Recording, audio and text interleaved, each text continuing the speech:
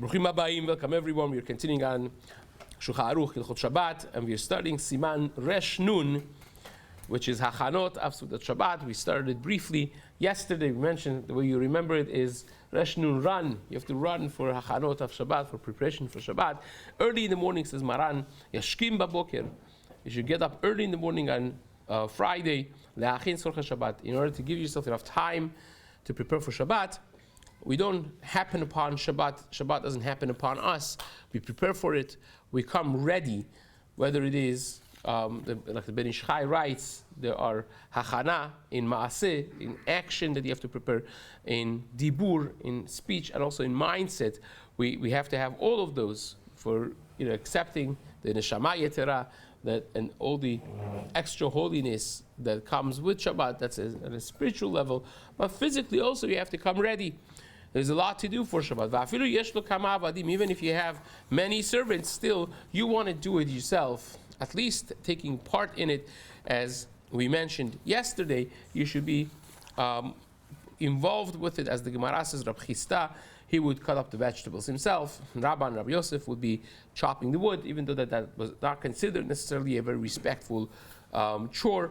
Rabbi Zera would light the fire, which by itself was one of the dirtiest jobs back in the day. To start a fire from scratch, you have to deal with a lot of smoke in your face, and it's something that you would have normally your avadim do. But again, he would do it himself. Rab Nachman, Hayim Bayit, he would fix the house. He would move out the weekday furniture, bring in Shabbat furniture, set up the house, clean up and broom and mop. This is Rab Nachman. Rab Nachman was, aside from being extremely wealthy and the head of Bedin, he was also Chatara de Benesi. He was the son-in-law of the Resh Galuta. He was the highest standing individual in the community. And yet, that's what he did for himself, even though that he had probably dozens of servants and maid servants on his hand to be able to do all these things. He did it himself. Umehem ilmat kol adam, says the Shulchan Aruch, we should learn from them. Every person should learn from these high-standing individuals. V'lo yomar lo ifgom kevodi. You shouldn't think, it's beneath my dignity to do it. Ki zehu kevodo shemechabed Shabbat. The true kavod is when you respect Shabbat. That's true kavod. So Ben Ish Chai, we mentioned yesterday, he writes that his chore for Shabbat was the minimal job of fixing the candelabra, the menorah of Shabbat, the wicks and the oil, and to clean it and do it properly, set it up for his wife to light Shabbat candles was his job. This way he did preparations to Shabbat. He also took part in the precious mitzvah of Hadlakat Nerot, which is given mainly to the woman. He took part in that in that way by preparing it for his wife. And as we mentioned, Shulchan Aruch says in Seif Bet, Yarbeh basar v'yayinu migdanot. You should have a lot of meat, a lot of wine. Not a lot. You should say Yarbeh means you do it more than normal, right? You have extra portions of good food, good drinks, umigdanot, and delicacies, things that you enjoy. Kefi yachoto, based on your available resources. In other words, it doesn't mean, even though that the Gemara says in Masechet Beitzad Daf Tetzai, in the first line at the top of the Amud Aleph, the Gemara there says, Kol mezorotav shel adam ksuvot lo mirosh Hashanah Yom HaKippurim. Your parnasa is set already from Rosh Hashanah to Yom Kippur. Aside from Hotzaot of Shabbat v'Yom Tov, Hotzaat Barav v'Talmud Torah, aside from the money that you spend on Shabbat and Yom Tov, on teaching Torah to your children and so on. But the Rambam, right, Chol Yom Tov writes, Kefi Mamono, it still has to be with some measurements of sechel. It's not that you got to go write a $2,000 check for every meal of Yom Tov on Shabbat when you can't afford it. It has to be within the means. You're pushing your limits a little bit, and that is not considered part of your parnasah that was set. HaKadosh Baruch Hu, the mosifin lo. When you're mosifin lo, when you add to your limits, Hashem adds that to your set amount of parnasah, so you don't end up losing. But again, it has to be within a person's means, like the Shulchan Aruch also carefully writes over here, kefi yecholto. They should be doing it based on your status. You're again pushing your limits a little bit, but is within logic and within your means. Now, the Mishna Berura writes, this that you have to wake up early in the morning is because the pasuk says, "Vaya b'yom hashishi v'echinu et asher yaviu." Right? You learn this from the pasuk, and that you wake up early in the morning to prepare yourself for things that you need to do. Even in the time of the Mishkan, that the man was ready for them, and everything else was much easier and less stressful. Still, it says that you have to wake up early in the morning because the language of Vehaya, the Ben Ish Chai writes this in Pashat Lech Lecha, Seif Aleph, that the language of Vehaya, Chazal tell us, is always Lashon Simcha. You're doing it with excitement. You're doing it immediately, right? Now, the Ma'aril writes in the beginning of Hilchot Sukkah, the Ramah brings this later on, Hilchot Sukkah and Siman Tafresh Chafhei as well, in the beginning, that immediately after Yom Kippur, you want to make your Sukkah ready, even if it's Erev Shabbat, because it's the mitzvah that you have, mitzvah Ba'al Yado Al Yachmitzena. But that's only, even the mitzvah of Sukkah, which is the mitzvah to do it right after Yom Kippur, it's only if you have Sorchei Shabbat ready already. In other words, if it's Friday morning and you have preparations for Shabbat in front of you and preparations for Sukkah, preparations for Shabbat trumps everything else. That is the focus of a person. Now,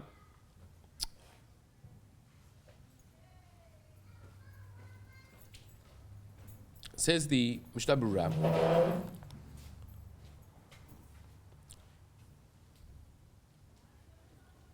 how do you know that it's early in the morning? Because it compares it with the man, and the bringing of the man was early morning. It was early in the morning. After Achana Shabbat, miyad babokir. And same is with the Achana for Shabbat, that you have to do it early in the morning on Fridays. You have to, give yourself ample time during the day. Don't leave things for Shabbat, for Friday afternoon. Rather, do it early in the morning. Immediately after Tefillah, you do it. Now, the Ben Ish Chai writes that in places like Baghdad, the good meat would be finished by the time Shacharit finished sometimes. Some of the good stuff would be gone already by the time you davened. And we're not talking about davening 9 o'clock. There's no such a thing in history of Klal Yisrael that someone davened 9 o'clock, 9:45. It's like a new phenomenon. It's all good, Baruch Hashem. Baruch Hashem, we have Bnei Melachim, plus. But nevertheless, the time of Chazal, even davened early. Harvadia once said, I listened to this was when I was back in Iran still, many years ago. We would listen to his Lavyan, Shidur Chai, and he said once Rabbi Yosef Yedid Halevi, Alav Shalom, Divrei Yosef, he was asked to come give a shiur to yeshiva in Yerushalayim. So he showed up to the yeshiva at 7:30. He already had daven netz, learned a few hours before and after, ate his breakfast, whatever it is. He showed up at 7:30, and there's no one in the Beit Midrash. So he thought maybe he went to the wrong place. It took him a while to realize that they haven't woken up yet to daven Shacharit, and he was so dismayed and disheartened. He's like, how are you supposed to develop the next generation of Talmidei Chachamim if by 7:30 a.m. they're still not ready to learn, to hit the ground running? But be that as it may, the person, Ben Ish Chai says, even early minyan, sometimes people would be up and running 4:30, 5 o'clock a.m. in the summertime, or wintertime. They were, you would run out of vegetables and some meat and so on. So it says in that case, you can even do it before tefillah, says the Ben Ish Chai. Even though that normally speaking, asur to do anything before tefillah, if it's for sorach mitzvah of Shabbat, and you don't have any other option, you can even do it before you daven as well. So it says the Mishna Berura, if you should daven and then learn a little bit. That Shulchan Aruch writes this later on, that Shacharit is not the end of your tefillah. The Shulchan Aruch writes, early in the morning you go daven, and from Shacharit you go to Bet Midrash to learn, just like we're doing right now, right? That's the Halachai Shulchan Aruch. You learn and then you go to your job. So it says the Mishna Berura, what if if after Shacharit you don't run before you're learning, you're going to miss on some of the shopping that you can do and should do for Shabbat.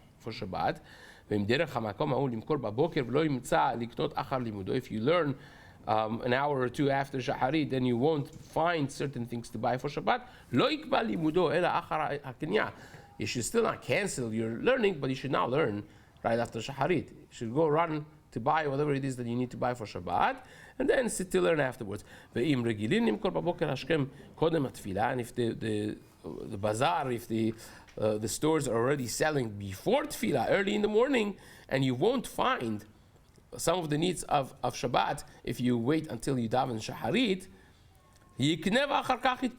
first buy and then daven. That's how important it is. Even though that normally that would be not allowed, you still would do that as well. This is again comes from the Chelek Rav Chaviv, Rabbi Chaim ben Yisrael ben Beneshti. He writes this in Chelek in our Siman, and he says that Tefillah is a mitzvah d'Rabbanan, and hachana for Sukkot Shabbat, according to many, is the Oraita. So the Oraita trumps the D'Rabbanan in this way, right? That's big stuff. And also, this is a mitzvah overet, says the Chelek. This is a mana overet. If you wait, if you snooze, you lose, basically. So therefore, it trumps the tefillah. The tefillah, you could do it even before tefillah. Now, Chaya Adam asks, he says, wait a second. Kriyat Shema is the Oraita. Tefillah may be the Rabbanan. Well, tefillah is machloket Ramban and Rambam, but even according to Rambam, that's the Oraita is one tefillah is enough. So last night when you davened Arvit, you probably did that mitzvah already, right? But Kriyat Shema is the Oraita in the morning, and it's Tadir. It's the more common mitzvah. It's more frequent. So why is that not taking precedence? Says the Chaya Adam on this Knesset Gedolah. And he answers, not himself, but Reb Chaim Pantermoli in his Petach HaDvir, which was just recently reprinted. We got it for the Shul, Baruch Hashem. It's going to be out of print for years now.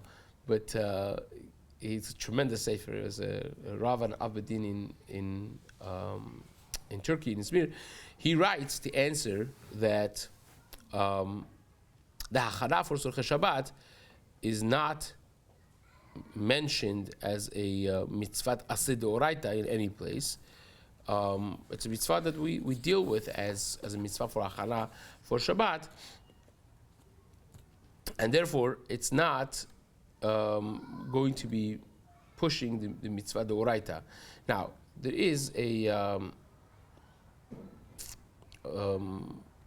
chidush that is brought by many of the achronim. The Shagat Aryeh brings it, others as well, that when you have, the Chacham Tzvi talks about this, when you have a mitzvah d'oraita versus a mitzvah d'Rabbanan, there are those who say that it does not have to be tadir.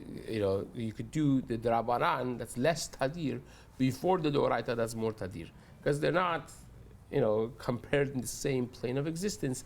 So you don't have to necessarily choose between them in that way. You could do whatever it's more practical for you first, and then go to the other one. Again, we don't paskin necessarily like that, but that would become a sniff, a part of this calculation of halacha over here as well.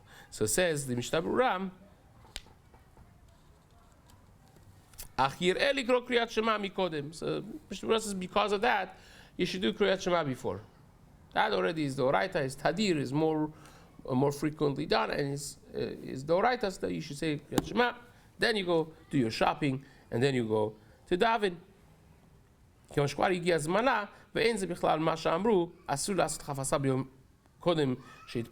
This shopping for Shabbat is not considered doing your needs before davening, because you're doing it for Chafsei Shamayim. This is for mitzvah, for sorech of the mitzvah of Orek Shabbat. Therefore, it is mutar. Now, the Shulchan Aruch says you should do this on Friday.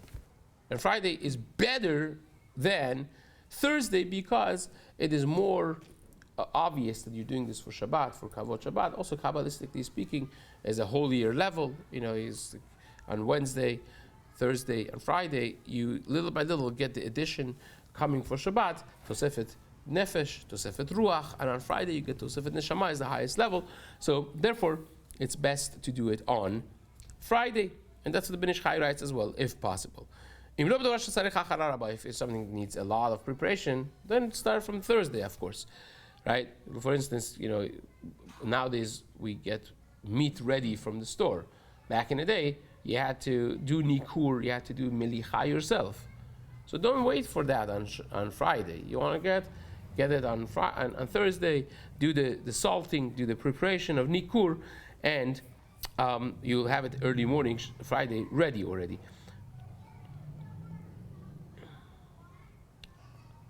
Now,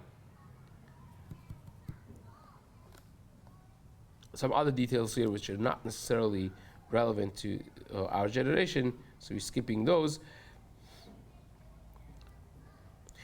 Then he says that there is an element of dibur as well, right? So therefore, tov sheyomar al kol davar shekoneh, says the Mishna Berura, zeu lichvot Shabbat. Everything you do, say lichvot Shabbat, right? Why? Because those words by itself accomplish, spiritually speaking, that's a hachana bedibur, right? Ki adiburu po'el harbe b'kedusha. Says the Chafetz Chaim, your speech affects kedusha tremendously, beyond what you could think. So just the words lechot Shabbat Kodesh, changes everything. Not be visible and tangible to our chushim, to our eyes and to our senses, but in the world of kedusha, dibur is everything. You speech creates reality of kedusha. You go down the aisle with some random girl and you say Harat Mekudesh Li, comes out as Eshet Ish. What do you do? Nothing. You just say Harat Mekudesh Li. So, right?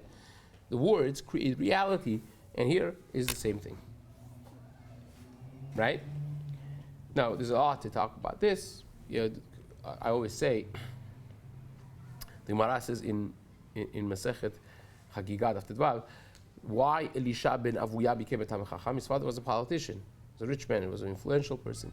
Because he was so impressed by the Chachamim at the Brit of his son Elisha, that he said, whoa, is that the kavod of the Torah? I want my son to be a Talmid Chacham. And what says, because he thought like that and he said those words, the path of life of Elisha ben Avuya changed to become a notable scholar.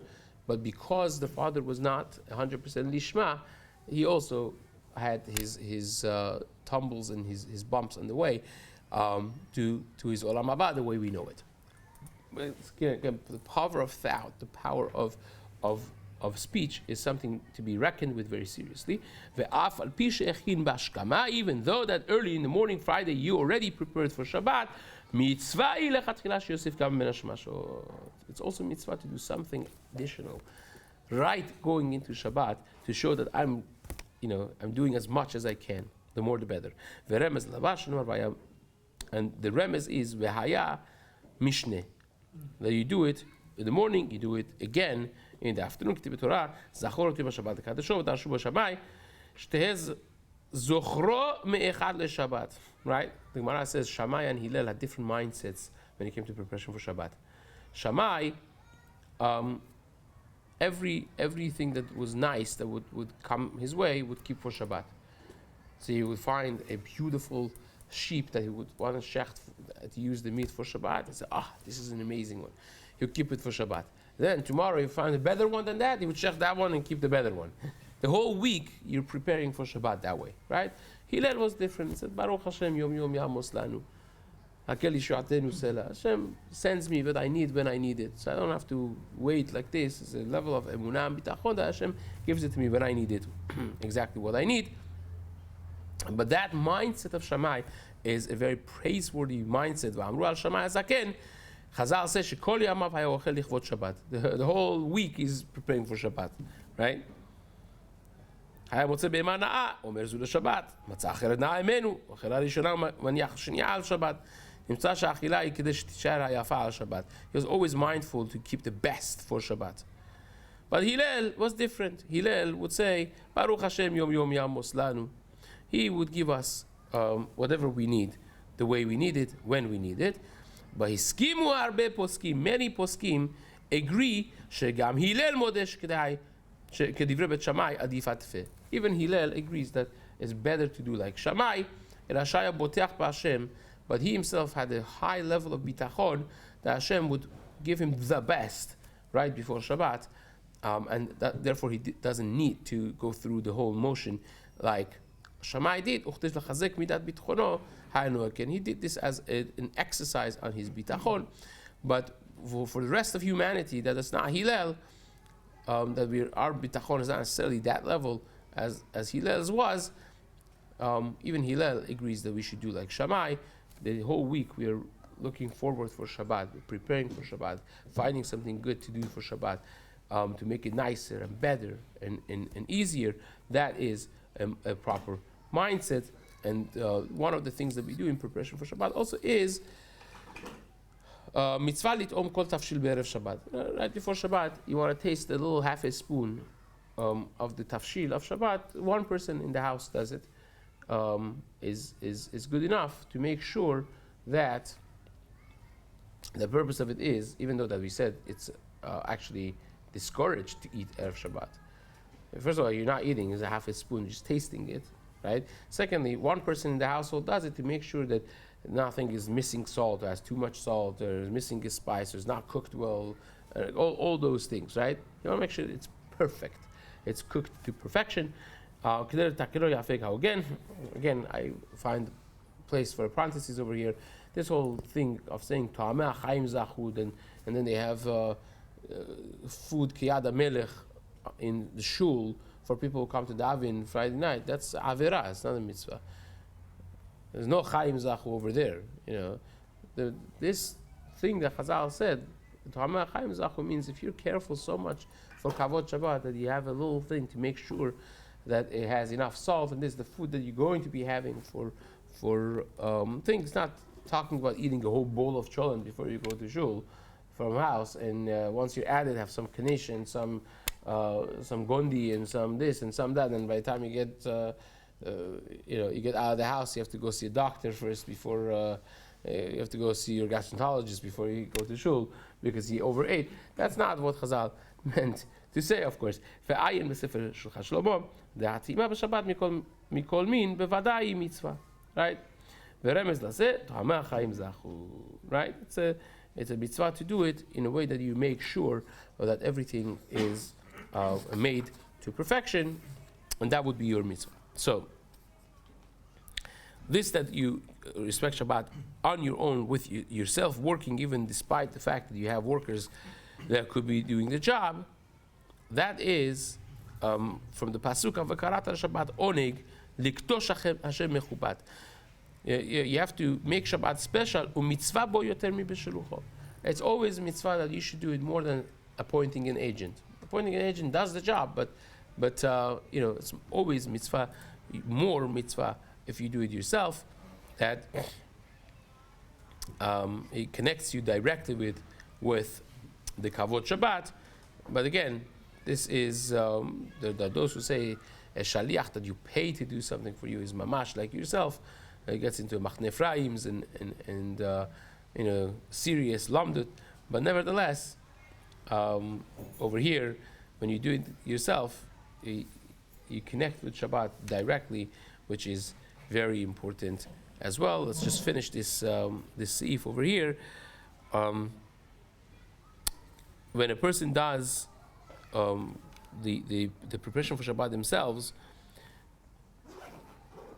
the Berura Halacha brings from the Katva Sfarim, Yarher b'tshuva v'fashish b'masav b'chol erev Shabbat. Every erev Shabbat, you should do a little hirhur tshuva. You should do a little search in your deeds because you're getting ready for entering Shabbat. Because Shabbat is a kala. Shabbat is called kala. Shabbat malketa, Shabbat kalta. Right? That's why we say lechadoli lichrat kala. Shabbat is a kala, and therefore this kala malketa. You are accepting the grace of HaKadosh Baruch Hu every time that you enter Shabbat. It's a tremendous, tremendous spiritual experience, and therefore it's not nice to connect with Hashem when you're full of averot. So many Chafetz Chaim himself They write in his biography that he would disappear for about 2 hours every Friday.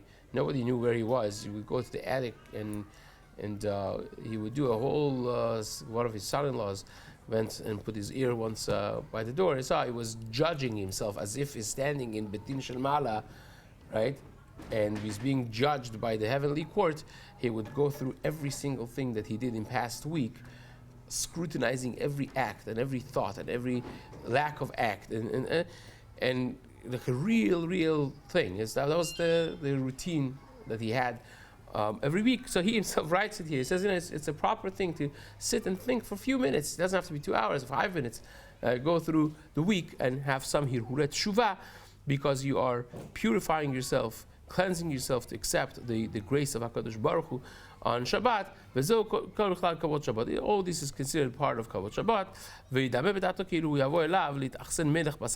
Imagine yourself, says the Chafetz Chaim, what would you do if President Donald Trump would come to spend Friday night with you? How would you do it? Or any president you like, right? Any king that you respect. How would you prepare for it? Be'emet, right? And what you do for Shabbat should not be anything less than that. You will clean up, set up everything. Everything would be to perfection. It should be Kal Vachomer. Shabbat is coming. You're accepting HaKadosh Baruch Hu's presence, right? And that's just a symbolic thing. You have Shabbat, a day with HaKadosh Baruch Hu. So there shouldn't be anything less than that, right? You don't want to enter Shabbat with the stress and this. You want to be already, this Chatzot movement is the best movement, right? By Chatzot Hayom, you're ready for Shabbat. The rest of the day, you're sitting there with the kids on the couch, you're reading with your husband, with your wife, you're reading Al Chot Shabbat, reading about Shabbat, preparing yourself, calmly entering Shabbat with Simcha. That's really the way to do it. And again, it takes planning, but it's possible, right? Again, if we would have the zchut of having someone very important in our home, everything all of a sudden would fall by the wayside and everything would be possible, right? Why? Because we know that everything is possible. It's just a matter of prioritization, and prioritizing it is really the key. We should learn from the Tanaim and Amoraim that did this. Even the most important person, right? Especially in the winter days, right? Says the Mishna Berura, that Shabbat comes before you know it, right? And you have to really be working with alacrity and zrizut. You have to be on top of it to do it quick and to get it done with. Chafetz Chaim says, I saw myself many Gedolei Torah, someone that Chafetz Chaim calls Gedolei Torah. You could imagine who it was, that they would be sweeping the floor underneath, wiping and cleaning and dusting and doing in order to go in Shabbat with ease and with calm of mind, and chas v'shalom not to get into, candle lighting time, and everyone's running, or someone's yelling from the bathroom, come out, I want to take a shower, and the other one is doing this. You don't want to get to that situation. Says the Chafetz Chaim, this is an absolute obligation. Al kol adam, and every person, is not something nice. If I didn't have time, is not a good excuse. You have to prepare for Shabbat. Is one of the things that we do as part of our life. And the last line of Mishna Berura over here says, Kizeu kevodo, this is your kavod when you respect Shabbat. And he brings from the Sifri, that brings the pasuk, V'yadata ki shalom alecha, that you know that your household would be with peace.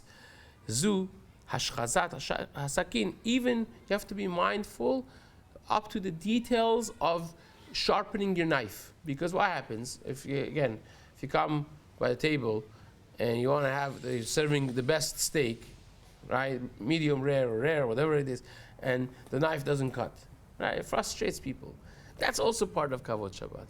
Aside from the Kabbalistic things that this specific item happens to have, but that's a mindfulness also. You want everything to be smooth, everything to be thought out. You don't want to create frustration of any sort on Shabbat, and therefore it's a mitzvah to see to it that even the details, up to the knife that you're going to be eating with, is all gecheshbon, is all methodically thought through and prepared for, and that's all part of Kavod Shabbat. We finished the Siman Resh Nun, and Bezat Hashem will continue Resh Nun Aleph in the days to come.